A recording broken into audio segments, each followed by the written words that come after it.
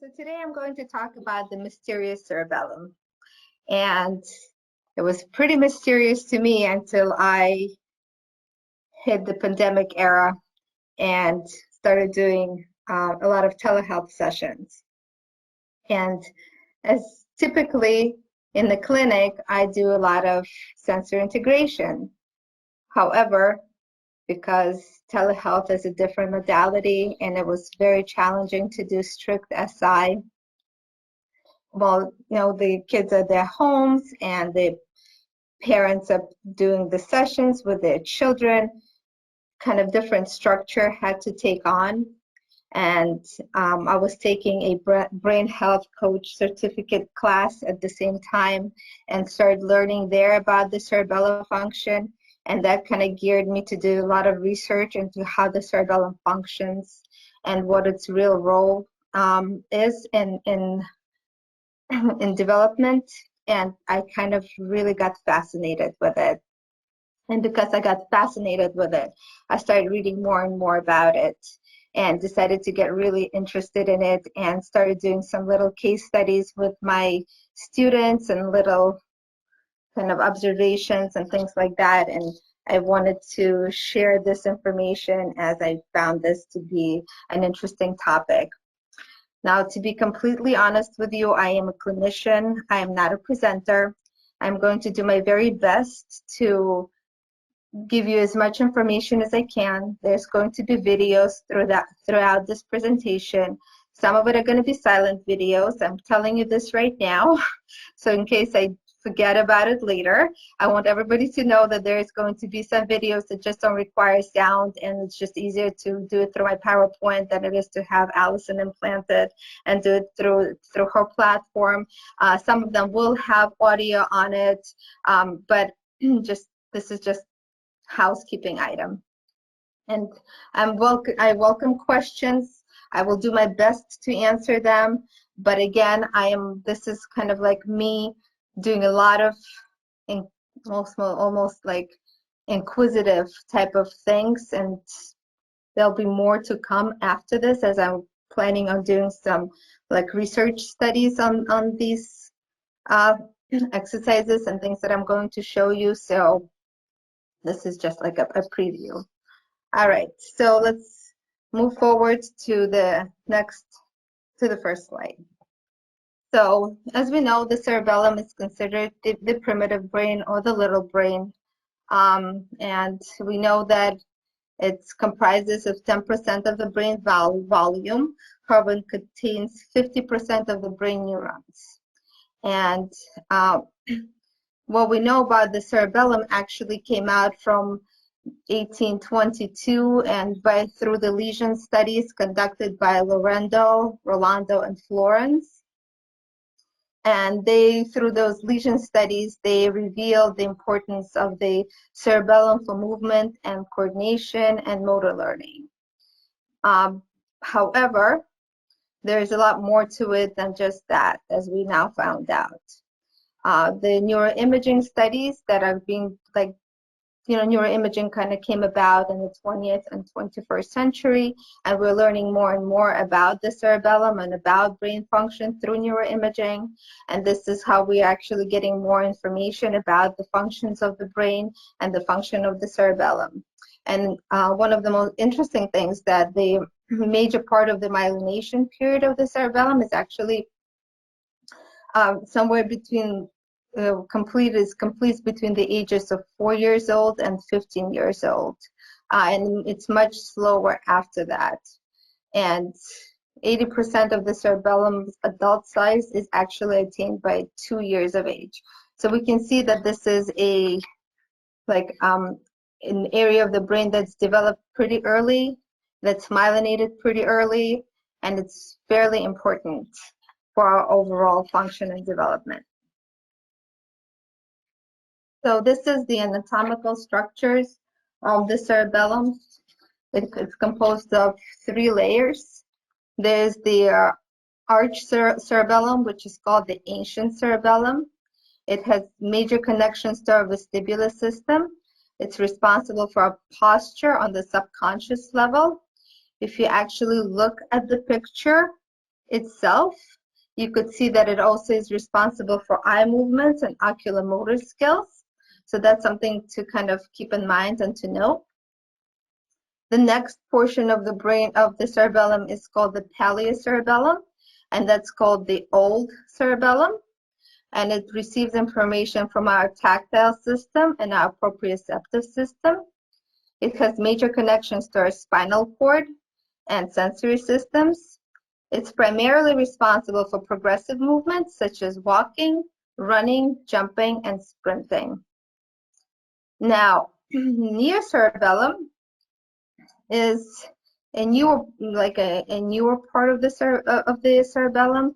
It's developed together with the cerebral cortex in mammals.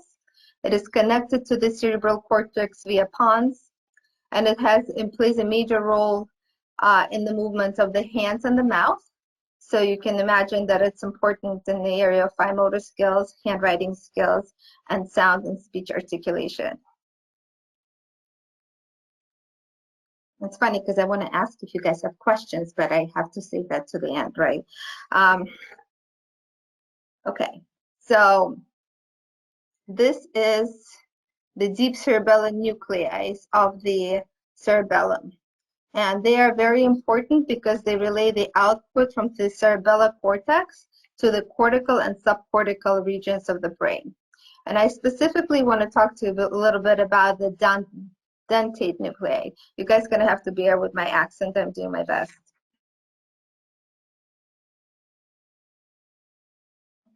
So in 2010, Leaner and colleagues observed that the lateral output nucleus of the cerebellum, thus the dentate, is much larger in apes and humans when compared to other species. It was concluded that this expansion happened in parallel to the expansion of the prefrontal cortex. So when the researchers compared the dentothalamic and thalamic cortical projections, they based their observations and kind of looked at how the whole system functions, and they deduced from their findings that the dentate nuclei of the cerebellum contains substantial connections to the prefrontal cortex. It is involved in planning, initiating, and modifying voluntary movements, as well as cognition and sensory function. It has major connections to the association cortex.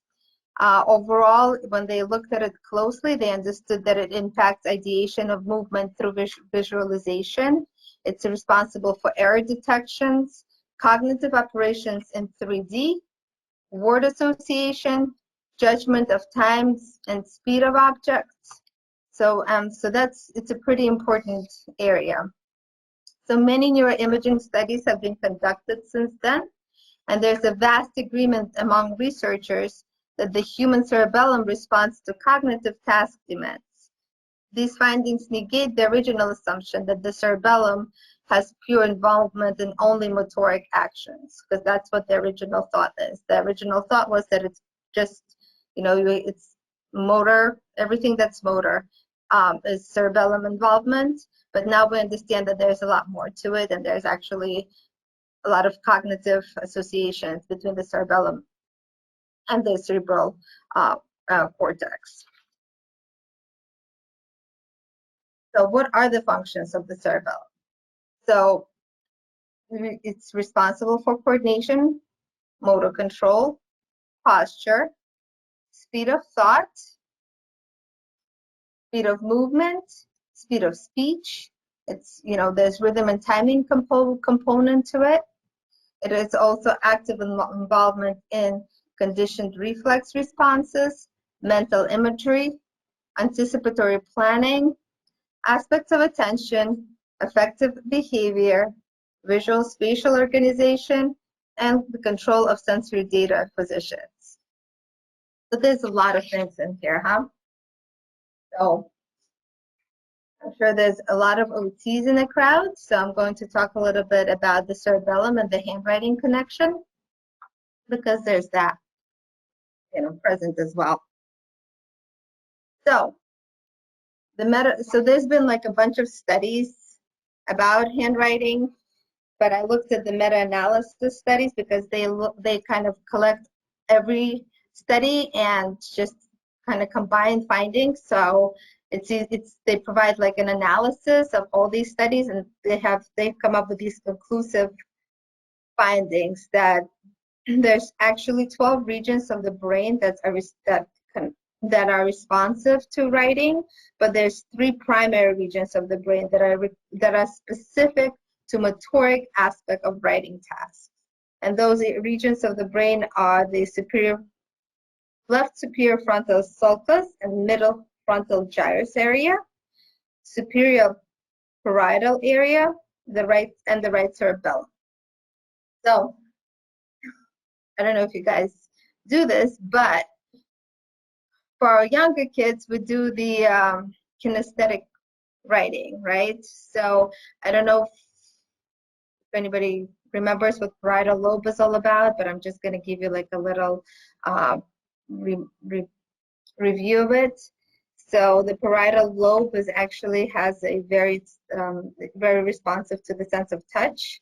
It has responsive to the sense of direction, and it's very visual spatial skills are there. So ability to read maps is there, as well as seeing objects in space. So when we're doing kinesthetic writing with the little kids, we're actually doing we stimulate the parietal area. So it's kind of a nice way to access not only the cerebellum, but really give that a boost to this particular region of the brain, in addition to the cerebellum and the prefrontal cortex. And actually in children between the ages of 8 to 11, they recruit the same areas of the brain as adults do. But in addition to that, they also recruit their prefrontal cortex area. And that is because they're learning the task of writing. And by middle school, our writing becomes more automatic. And as it becomes more automatic, it requires less prefrontal cortex activity and becomes a lot more efficient and effective. And that's why it's a lot harder kind of to change handwriting patterns in middle school and high school than it is in kids with that are of younger age. All right, so here's an example of someone who has really good cerebellar function. So I'm just going to give you like a little info. I do a injury prevention program in Rhythmic Gymnastics Club, and so this video is from there. But I'm also going to talk in the end a little bit about the sports that I find to be like extracurricular activities that are beneficial to kids. So this is rhythmic gymnastics just happens to be one.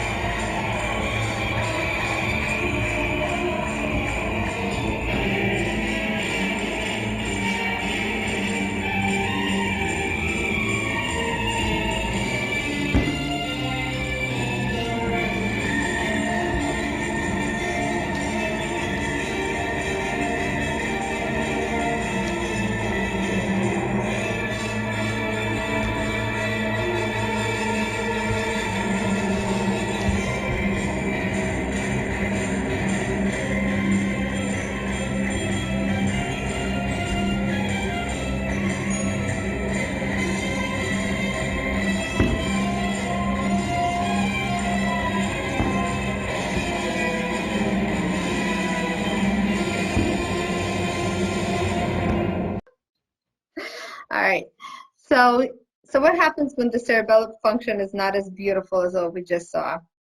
So in 1988, Peterson conducted a study on functional anatomy of single word processing using PET scan neuroimaging, right?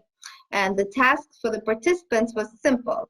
At the most initial stages of this experiment, participants passively view words such as cake, dog, tree, and they just had to look at it, and that was it.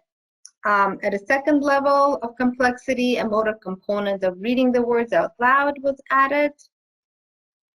And at the most complex level, subjects were asked to generate a verb that was meaningfully related to the words presented. So for example, eat cake, walk the dog. And this is where kind of like a surprise came in, because the researchers anticipated there's going to be a lot of activity in the anterior lobe of the cerebellum, or like the old cerebellum. But instead, they saw a lot of activity in the right lateral cerebellum, or the near cerebellum. And then they saw that there was a strong correlation between the activity in that right lateral cerebellum and the left cerebral association area that was triggered by the language processing demands. So this finding supported the notion that the left hemisphere of the cerebellum is connected to the right frontal lobe, and the right hemisphere of the cerebellum is connected to the left frontal lobe. So you have this kind of cross connections between the hemispheres of the cerebellum to the hemispheres of the cerebral cortex. So now, what is dysgenesis? Dysgenesis is a term used to describe neurological inhibition of activity in an area that is distant from the site of insult or injury, but is anatomically connected with it through the fiber tracts. So what does this mean? So this means that when there's an impact or some kind of an injury in the, you went outside, you were playing football, you fell, you hit your head, and all of a sudden you have a concussion and you have damage in the right cerebellum area, but now you're kind of losing your memory and your balance altogether. And that's because there's also a cross-lateral connection to the frontal lobe. So, and that's called cross-cerebellar dysgenesis. Now, there's also developmental dysgenesis, which is kind of what's going on when we have children with ASD or adults with ASD. And this is a phenomenon in which disruptions in activity in a particular brain area can affect the organization and function of other sites over developmental periods of time. A 2014 research study concluded that perinatal cerebellar damage led to a relative reduction in volume on the contralateral prefrontal cortex at 2 years of age. So basically, difficulties with the cerebellum also impact difficulties, in prefrontal cortex. So as we know, a lot of research is typically conducted with adults. So I'm going to just show you what happens when adults have cerebellar lesions. So as that happens, we know that there's disturbances in planning, there's difficulties with decision making and memory, there's deficits in visual spatial reasoning, there's trouble with speech generation and verbal reasoning, there's personality changes and anxiety, and there's blunted or inappropriate social behaviors. So that's an adult. Now let's talk about children with ASD. So I'm going to remind you that ASD is a spectrum disorder, and the severity may differ from a child. Different kids experience it differently. Okay. So, what is ASD? Autism is a clinically complex disorder. As per DSM-5, the core features include delayed and disordered language, impaired social interactions, isolated areas of interest, insistence on sameness. Also, many ASD kids exhibit dysfunction in fine motor skills, gross motor skills, and sensory processing. Here, I'm going to give you a little bit additional statistics. 1 out of 88 children is diagnosed with ASD. It's 4 times more prevalent in boys than in girls. It can be diagnosed as early as 2 years of age, and the symptoms can develop in the first 3 years of life. The severity of symptoms varies from mild to severe. ASD occurs prenatally and extends into postnatal period through a lifespan of the individual. The causes of ASD are still not very fully clear, but we understand that there's a genetic component to it, as well as there's influence of the environmental exposure to toxins. Now, it's interesting that one of the most consistent neuroanatomic findings in the brain of the autistic individuals are abnormalities of the cerebellum. Motor challenges are amongst the earliest identifiable clinical abnormalities in ASD, and actually, when they were developing DSM-5, the clinicians tried to push the idea that motor challenges, be included as one of the core ASD features. Didn't go through, but it did come up. So, what are the structural cerebellum abnormalities in ASD population? So structural imaging shows that there's a decrease in posterior vermis across ASD individuals, especially in children younger than 10 years of age. Most of the post-mortem brains of autistic individuals examined to date demonstrated significant decrease in the number of Purkinje cells. And if you actually know that if there's damage to the cerebellum due to premature birth or a secondary consequence of surgeries, there's produced social skills deficits and high scores of ASD inventory at the rate of 37 to 59%. So as I was doing research and reading up about ASD and the connection to the cerebellum, what I noted is that there is increased head circumference due to extreme brain growth is evident by age 1 and considered one of the strong markers for the ASD diagnosis. Through volumetric studies, it was confirmed that an average ASD brain grows faster than a neurotypical brain, and that difference can be seen at the first 2 years of life. And this is likely due to the disruption of growth cells or challenges in pruning mechanisms of the brain. It should be noted that by age 4, an ASD brain is growing much slower when compared to neurotypical peers. And these abnormalities suggest that there's impaired plasticity mechanisms that occur in ASD brains. So basically what happens at typical experience of a newborn and toddler do not have the expected outcome or expected effect on the neocortex. Okay. So what does that mean in terms of functional implications? So many individuals with ASD have impairments in posture, balance, motor coordination, and motor dexterity. There's gaze is linked to the cerebellar function and is characteristically atypical in ASD population. And observations in subtle oculomotor alterations suggest that there's abnormalities in corticocerebellar connectivity. Now we're talking about speech and speech characteristics related to phasing, rate, stress, pitch, and loudness are often atypical as well. And MRI posterior vermis of the cerebellum has an important role in facilitating language function. And MRI studies found that lesions in the posterior vermis are associated with mild cognitive impairments, deficits in executive function skills, and effective blunting or poor social kind of language. Now, there's also difficulties with learning and social skills, and we know that. And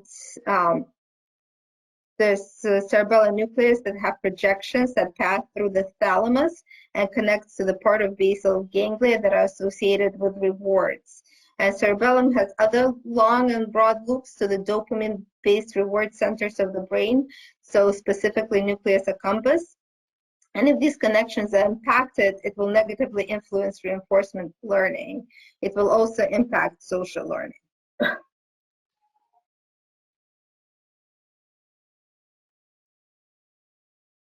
Take a step.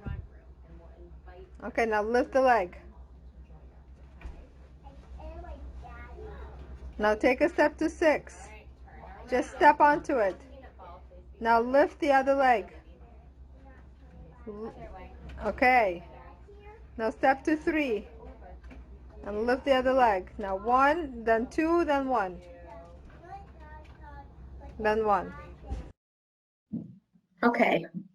So who you saw there was my friend who I treated for a little while.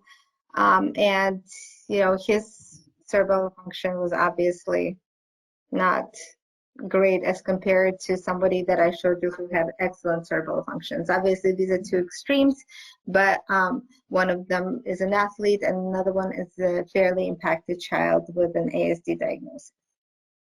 So how do we screen for cerebellar dysfunction? And I'm going to just give you two screening tools that I've personally use and that I enjoy and I found useful. And one of them is the quick neurological screening test. And I really like this tool. It's very quick to administer. It's easy to use. It has a remediation packet with it that you can show to the parents and provide to the parents. It has appropriate age range between 5 to, you can start it at 5 years old. It's paper and pencil. So it's very user friendly, and a lot of it is kind of like clinical ops that that we use anyway. So these are the areas in which it covers. It talks, there's an area for maturity, motor maturity and development. There's a sensory processing area. There's a gross motor and fine motor muscle control, motor planning and sequencing. There's a sense of rate and the rhythm, spatial organization, visual and auditory perception, balance and vestibular function, as well as disorders of attention. Looks at all of these kind of like soft clinical signs. So easy, very easy to use. I like it.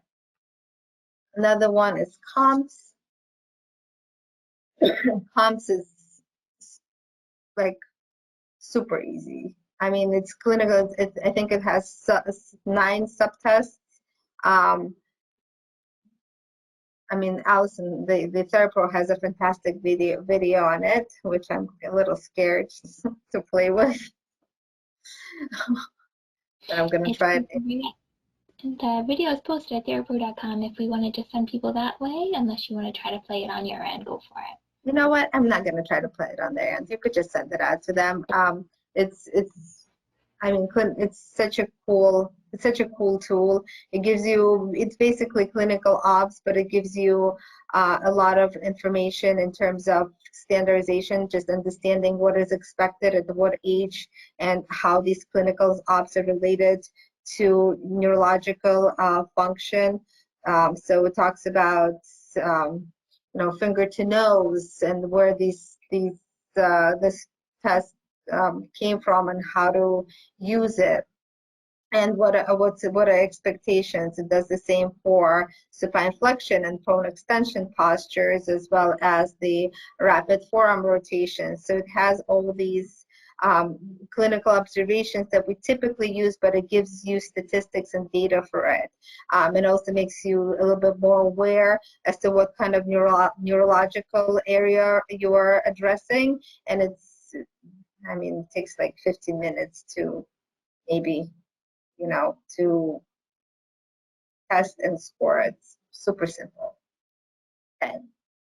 So what are some treatment ideas, right? So the idea is exercises, right? So I started very simple. During the pandemic, I wanted to give parents something that we can do that the kids are able to complete and that they're able to manage. And I started with very basic things. And because the primary population in the clinic is an ASD population, I wanted to do something that was fairly easy, but still challenging. And so we started with this particular sequence: jumping jack, cross crawls forward, cross crawl backwards, reach up, bend down, windmills, and single leg balance on like right leg, left leg. And this is a video of my child doing this.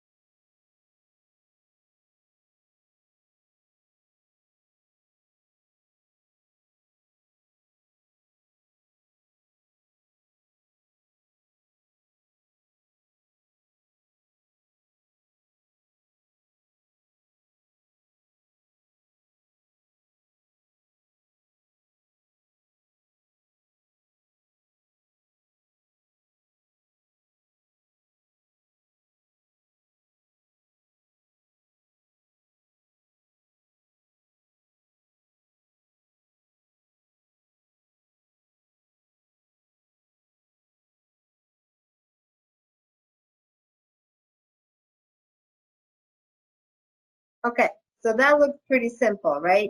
So the next video I'm going to show you is of a child that we see. I'm going to call him Jay. He's been in therapy since 2019. He came in fairly impacted and was barely able to stand on one leg, had severe anxiety, wasn't really sure where his body is in space at all, couldn't complete any tests, scored well below average, less than 1% on his real, and just, yeah, I mean, he moved, but that was about it in the very frontal plane. Now, this is him doing these exercises very recently. So, and if you think this is easy, let's check this out. See how he makes this.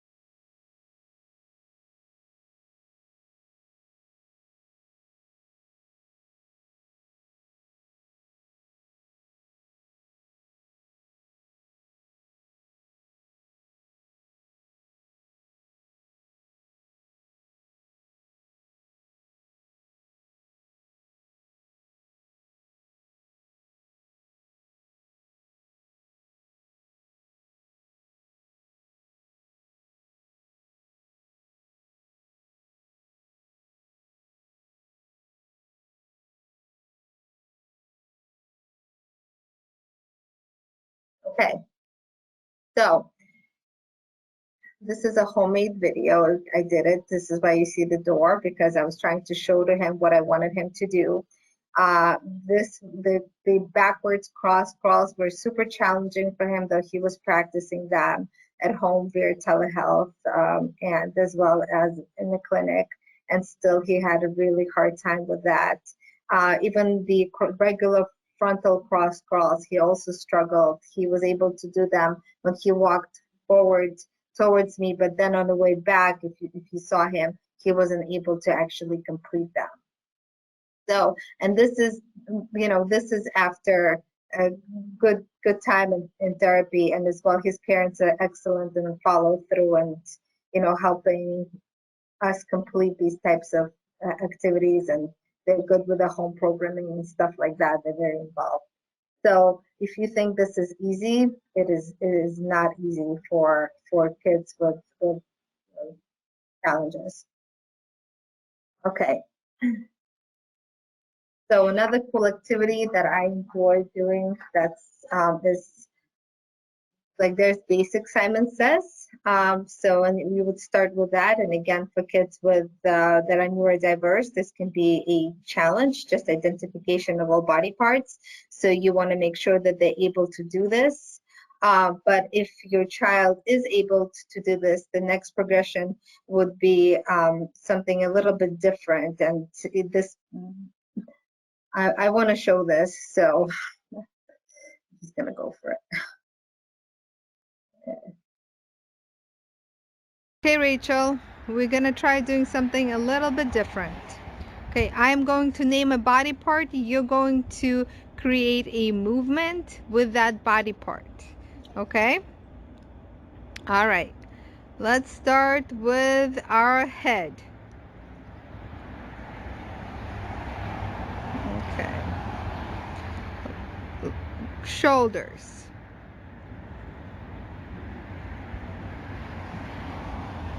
Elbows.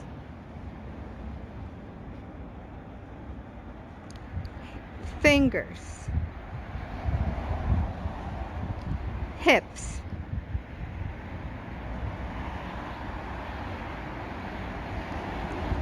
Knees. Good. Foot. Good job.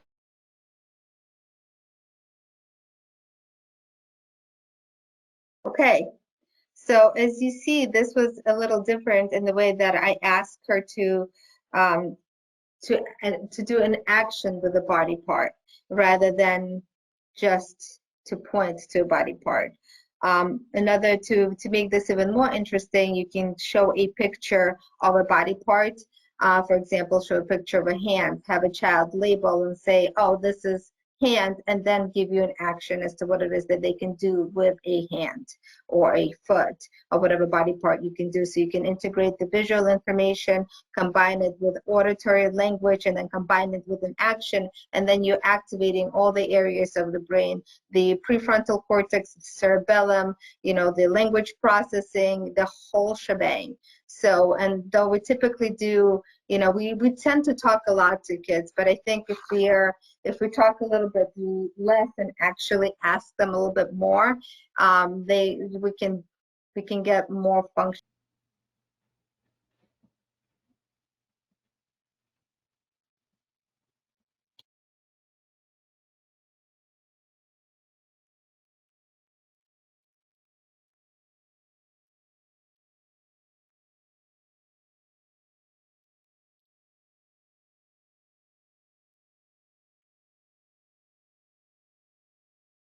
Okay, so this is a basic juggling exercise. Now, if you were to note what it composed coordination of both extremities along with oculomotor skills, because she had to track it, as well as like the grip pattern of that.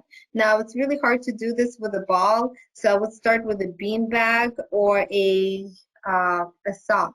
I had this practice, the kids during telehealth, kids practice this with socks. You will be so surprised how many of our kids cannot do this. It's pretty shocking. Okay. Okay. So this is another exercise, and we kind of know this one. This is the infinity crawl, and it can be modified. You can use different animal walks to it. You can ask a child to look at an animal card and ask them to show you animal moves, but this is what it looks like in its pure kind of form.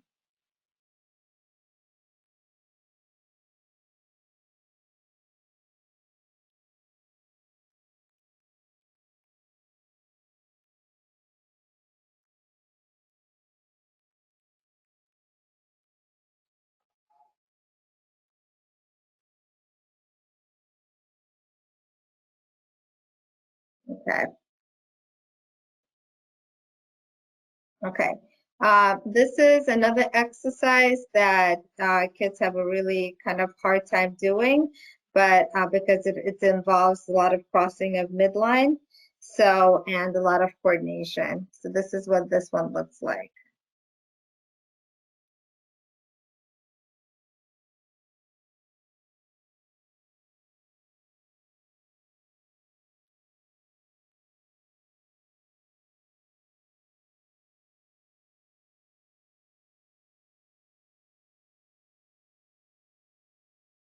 Okay. So if you see this, you can see that she's looking down at the floor, but and that's because she's monitoring her extremities.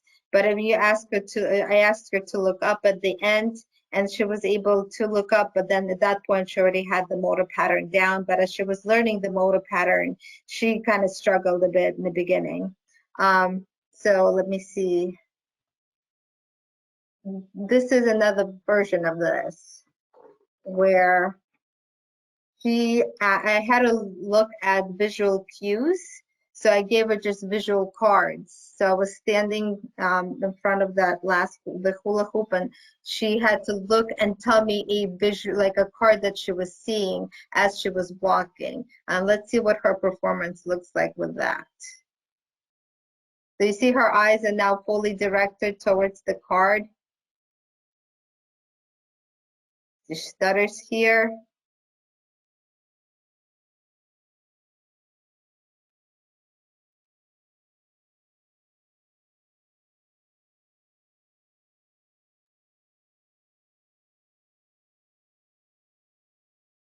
Okay, so she was able to complete it. She was able her rate was slower, her timing was a little slower as well, but this activity again activated the language component, the cerebellar component of the brain, as well as the prefrontal cortex, because we combined the different stimuli, the visual, the auditory, and the cerebellum. And this is kind of where the challenge, like kind of for kids with that are neurodiverse, this is where you see the most amount of challenge.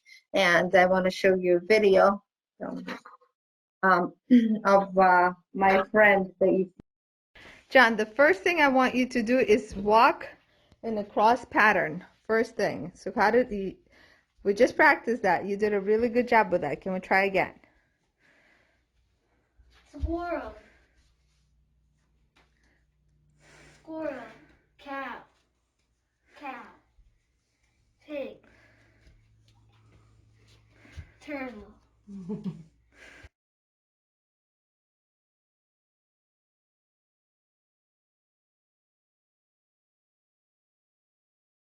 Okay. Did you guys see that? He was able to do it before without the visual cue, but as soon as the visual cue showed up, he kind of fell apart and he was able at all to cross the midline or complete the grade point walk. Okay, so I gave you some basic exercises, but there's a lot of additional tools you can obviously use. You know, you can use balance beams, balls, cards, teach kids different types of dances. You can use balance beams, you can use stepping stones, you can use any type of balance board. You can obviously add the metronome or music for rhythm and timing component, and all these type of activities are going to really stimulate the cerebellum, as well as because you're stimulating the cerebellum, you're also stimulating the prefrontal cortex. Is the more complex activity that has a motor and the visual component or the auditory component, the more you're going to get out of it and the more function you're going to get. Now, going to my friend that we just seen. So remember, I just said that, you know, he's been you know, with us for a good, I don't know, roughly 2 years and a half, or maybe closer to 2 years.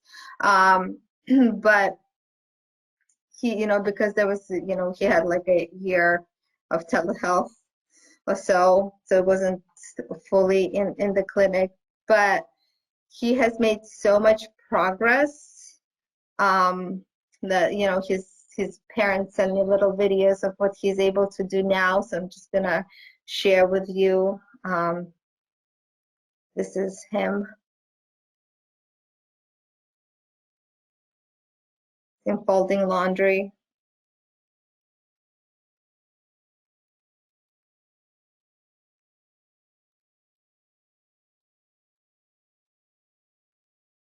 This was not something he was ever able to do. This was something that that was so complex for him that he would even know how to put his hand through that pant. He would know how to pull things out, and this is a great improvement in his just understanding of space, understanding of how to manipulate and manage his environment. There's another little example of him doing dishes, you'll see him kind of initiating the task and working on it and doing his thing. Here's rinsing it. And then he's done, right? But then what happens, right? He's forgot the other side, and then he drops the plate, but yet he's kind of able to problem solve it and go through it and still able to complete it, which is a huge progress to compare to where we came from. Okay. So what are for our general kind of population, what are some exercises that are really good for improving cerebellar function? So I really like rhythmic gymnastics. I think rhythmic gymnastics is a great activity for kids that, you know, especially if they start at an earlier age. Because you have to be able to manage your body. There's a lot of balancing and there's a music component. So there's a rhythm and timing addition to this, as well as you have to eye-hand coordination. You know, you have to be able to throw things, catch things, as you know, oculomotor skills have to be great. Your vestibular system has to be, you know, functional and operational. You don't have to be a, you know, athletic gymnast, but the ability to participate in these activities is just great to begin with. Another one I really like is martial arts. Now it's really awesome for kids that seek a lot of, you know, proprioceptive input, but it's also really great for that coordination component, because you have to be able to, again, sustain balance.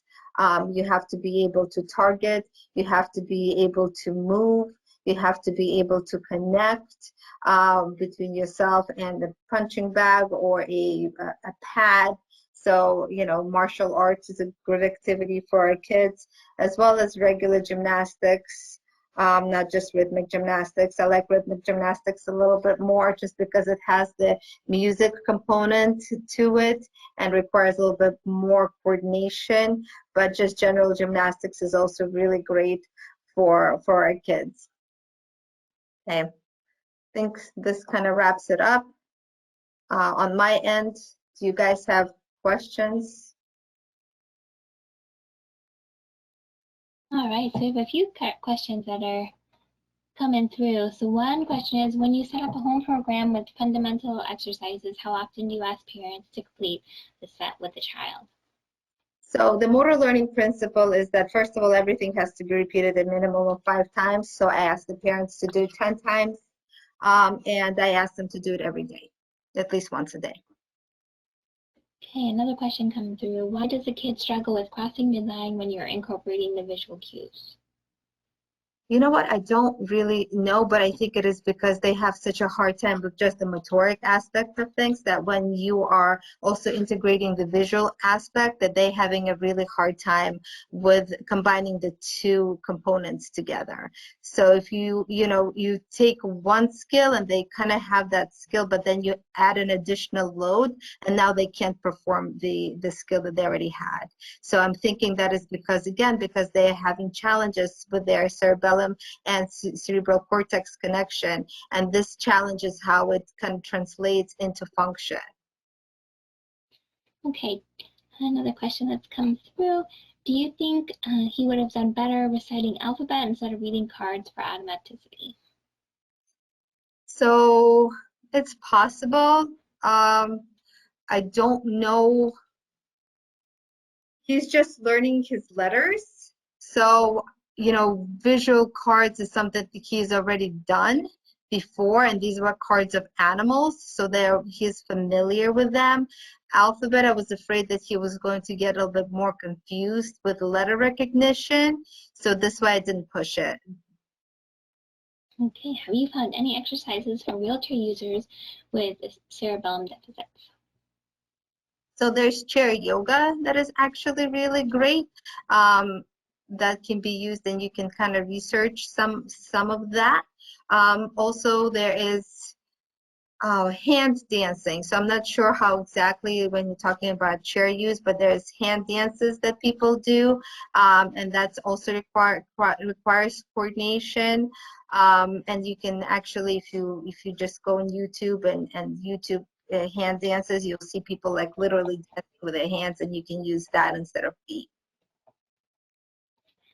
Okay, can you explain more about the diastases again? Diastases. Okay, so diastasis is this. You are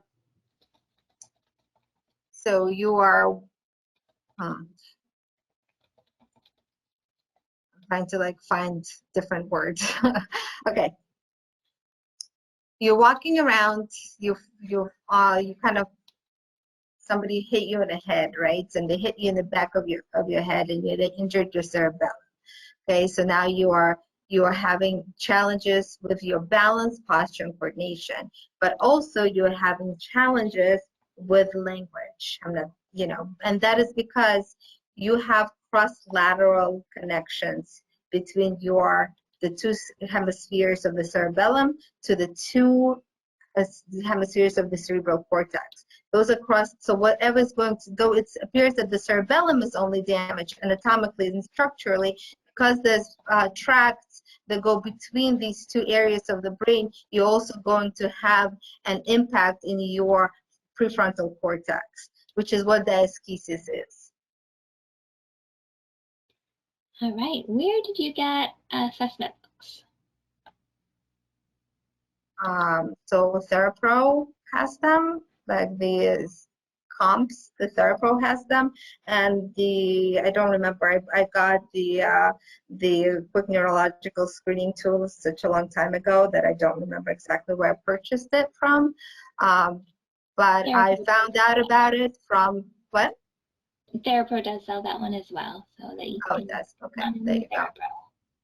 I found out about the quick neurological screening tool from Jane Kumar. She talked about it and she used it and she recommended that, and this is how I kind of started using it. All right.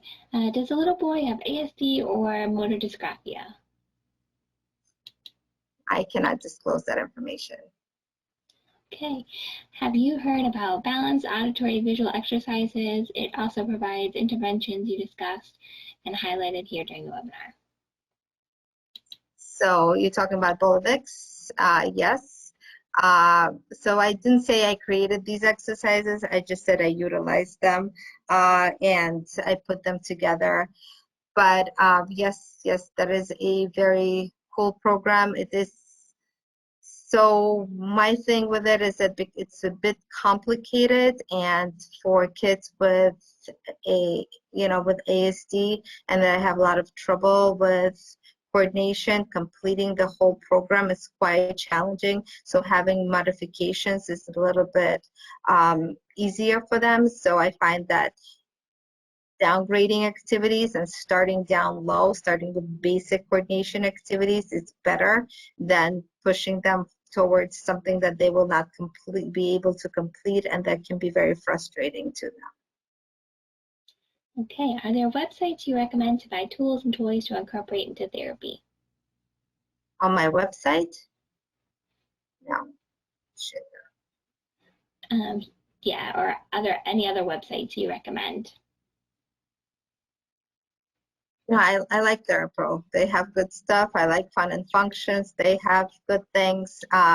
But generally, I kind of look at Amazon. I try to think of creative ways to use things and tools and toys. And I want to be able to be as creative as possible with my treatments, but also as useful as possible. So in the beginning, I was saying that this is not an SI treatment. It is not SI treatment. This is just exercises, and I'm just trying to figure out the better way to organize the brain and to have much more effective ways of doing things that promote the most amount of functional outcomes. All right. Another question has come through. This looks like clinic-based therapy. Are school-based therapists using this therapy? Actually, I just did a whole presentation in Fuse. The kids, it's a school for kids with ASD and social challenges. And we talked about how to integrate these activities into the classroom. And actually, we're planning on conducting like a little study about these types of exercises and how to use them. And the idea was that they were going to just do the basic exercises that I showed in the beginning, jumping jacks, cross crawls, and things like that as part of their daily routines. And we're just going to create a way of measuring progress and tools that we're going to use to measure progress. But these particular activities are actually quite easy. These exercises are not demanding. They don't require any particular equipment. They require teachers that are willing to try it out. And even in a gym class, you can talk to the gym teachers and see if they would be kind of willing to do some of these exercises with you in the gym with the kids. So there's, the beauty of this is that it actually doesn't require much of tools. It doesn't require anything really specialized. It just requires you to be a little bit, tolerant and have a little bit of patience. But in terms of, being able to use it in school, it shouldn't be that challenging. All right. What is needed to get this component of need into the DSM? That's a great question. I wish I had an answer to that. I don't. All right. Do all activities where one has to cross the midline help stimulate the cerebellum and promote thinking and problem solving? So all activities that require crossing midline is actually really, really great. They connect the two hemispheres together. If you think about reading and writing and executive function skills, they all require you to kind of cross the midline of your body. So anything that's crossing midline is great. Anything that coordinates the upper body, lower body, anything that crosses midline, backward space, all that is fantastic because it carries over into daily daily functional kind of activities, ADLs, as well as academic tasks. All right. Can you use this with students in wheelchairs? Like I said, you can certainly modify some of that for kids in wheelchairs. I don't know if you can use exactly what I showed, but you can certainly, again, I don't know the reason why a child is in a wheelchair, and also, but you can certainly play ball with a child in a wheelchair. You can certainly have them read cards. You can certainly have them do hand dances. You can certainly have them look at cards and throw your ball. You can have them target. Alrighty.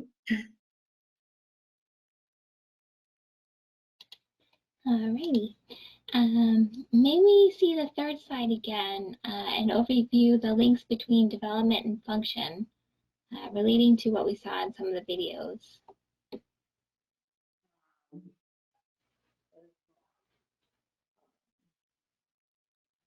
I have to go back.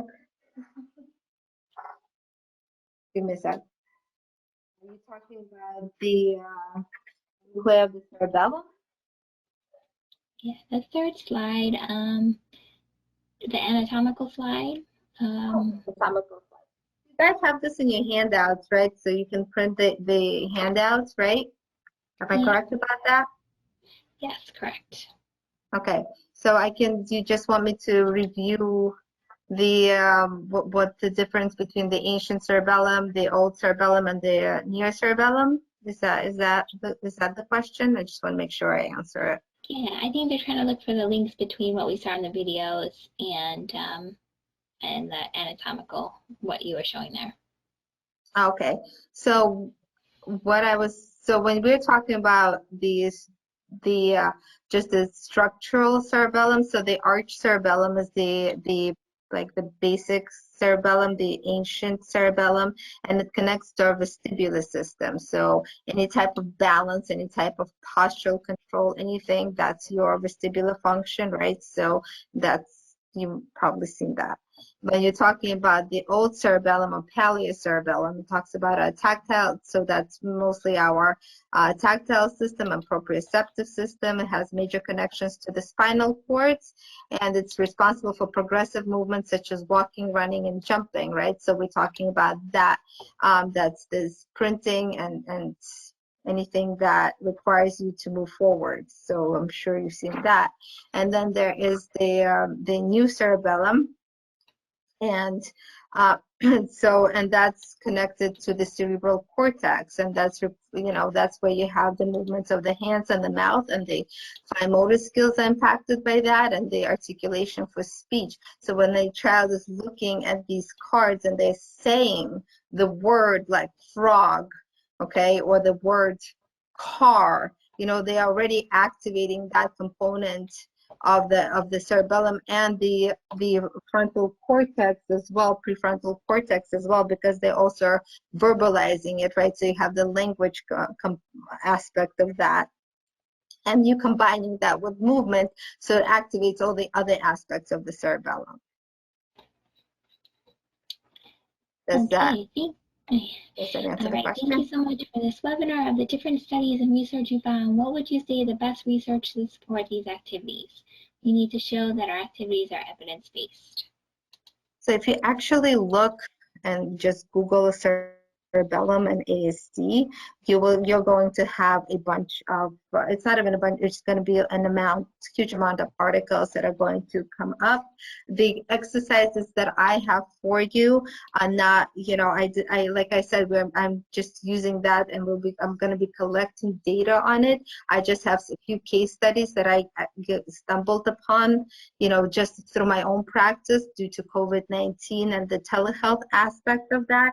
However, there is in 1988, the study that I quoted by, I think it was Peterson, that kind of talked about how when you combine the word, the speech, and even just the action, just even not even producing the action in terms of physically, but just verbalizing the action, right? So you already have an activation of the cerebral cortex and cerebellar and cerebral cortex. So you have these, that's already right there is evidence-based.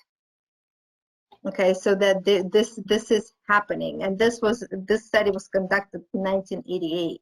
So imagine how much more information is out there. There's also like, there was a study about treadmill and different types of walks on a treadmill and posture and cerebellar activation. There's tons of studies out there. This just requires you to kind of sit there and read the research, but there's plenty of it. All right. I have a kid that can do cross crawls but compensates to maintain balance. Would it be more crucial to focus on standing on one leg and then doing cross crawls, or is it okay to be modified for this child? So I would probably practice. So one thing about the cerebellum is that it learns through practice. The more you do, the better it gets.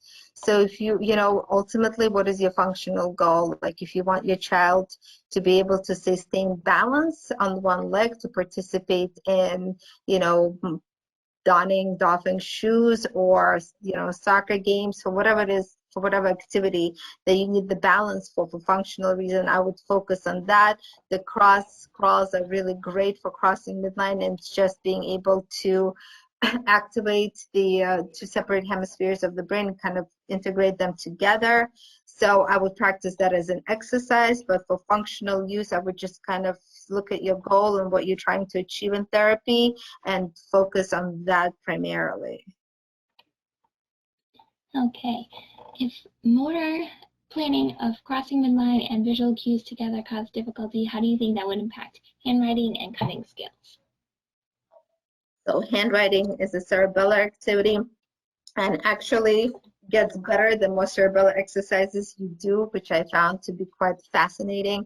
So this child that you saw, he was just started learning to write letters and identify letters, and he picked it up really quickly, and the crossing midline actually became a lot easier for him, as well as writing diagonal lines. So he's doing really well with this particular activity. So I would say whatever goes into the gross motor actually carries over into fine motor and the handwriting. So I would start with gross motor actions and then carry that over into the fine motor and handwriting skills. Okay, let's see here. How does this help with accessing the curriculum? So like I said, this is going to be really great when you're trying to do reading for oculomotor skills, when you're trying to do writing for, handwriting skills. If you're having, if your child has to navigate the school environment, if they have to participate in a gym class, if they have to be able to access a lunchroom, without falling, tripping, if they have to have any kind of a gross motor goal, this carries over into any type of functional area. I'm not saying that this should be your entire treatment. I'm saying that this is a good way to give this as a home program. I'm saying this is a good way to warm up a child. I'm saying that this is a good way to integrate this as part of your treatment. It's not a goal. It's not a functional goal, but it is a way to make your goals happen. Okay, do you have any suggestions for improving coordination for children with ASD and other comorbid impairments such as low vision and hard of hearing? Can you repeat that question? Sure. Do you have any questions, any suggestions for improving coordination for children with ASD and other comorbid impairments such as low vision and hard of hearing? Yeah, that's so when you have a child that's a low vision child, right? So the child that you see, actually, if you saw, he has glasses on, and that's because he had challenges with his vision as well. So we sent them to a developmental optometrist, and they were able to kind of help him out a little bit with that. So that definitely helped a ton. But when we are talking about coordination, I mean, that's a bit rough. But again, I think if you're trying to do things with rhythm and movement and like even the metronome, music component, tapping, clapping to music, anything that's, music you kind of can adjust in terms of volume, so you can make it a little louder. It doesn't always have to be visual, right? So you can integrate that component instead of the vision. Great. Have you worked with children in hand-over-hand activities so they learn a pattern? I try not to do that much handling. And so like in terms of hand-over-hand, I try to let the children try on their own. And I cue them. Sometimes I give tactile cues, but I find the less amount of handling that I provide, the better the outcomes are, because what happens with a lot of hand-over-hand activities is that children learn to be reliant on you rather than try to learn from their own mistakes. Now, if the child is completely unable to do it, what I could do is I would start with them hand-over-hand, but then I would diminish cues significantly as they progress. Okay, how often do you recommend measuring progress using the sequence of exercises you displayed? Would you take multiple videos to compare progress over time? I'm thinking of doing this depending. So if you're going to do this on a daily basis, I would say measure progress every 3 months. If you're going to do this on, on kind of whenever basis, like whenever you can, or like once a week, twice a week type of thing, I would say 6 months. Okay, have you had any experience with a child missing one half of their cerebellum? And if so, what did their progress abilities look like by the end of your intervention? So I have not, there was no child that I have ever seen that was missing any part of the cerebellum. The child that I showed you in the beginning of the presentation had significant challenges. I found he's from a different country completely, and when I saw him on the playground. I was treating in a school, and I saw him on a playground, and he was sitting, and he was rocking back and forth, and he just wouldn't move at all. He was just sitting and watching the kids, rocking back and forth, not doing anything. And at some point, so they are from somewhere from Saudi Arabia, I don't remember exactly where, but they were about to go back home, and when the principal pulled me over and said, "Hey, can you please take a look at this kid? They're about to go home, but they want your input as to what do you think is happening?" And I pulled this kid into a therapy room, and I put him on the swing. I thought he was ridiculously low functioning child. I did not know exactly what to expect from him at all. I put him on a swing, and I spun him. I gave him intense stimuli, and all of a sudden he stood up, and he went to a jumperoo and I asked him to jump, and he started jumping, and then all of a sudden he started talking. So what you saw there on him doing attempting to do hopscotch is a significant improvement to where we started from. But originally there was he was they thought that he was severely impaired, but when they did the like a neuropsych on him, he actually came out to be average cognitive function, but slightly below average, but not as impacted at all as they thought. And there was an understanding that he had an ASD diagnosis, and he did not. So, but I don't have any evidence that he has, you know, a portion of his cerebellum has a lesion or anything like that in terms of actual clinical evidence. He just functioned like he did. So I will take it at that. Can visual motor activities in supine lying position, moving arms only or legs only while following a flashlight, focus on giant infinity sign taped to the ceiling or on the floor help integrate the cerebellum with prefrontal lobe? I think so. I think it's worth a shot. We can try it and see exactly what the child is able to do in those particular situations, with those particular activities. I think it's worth a shot.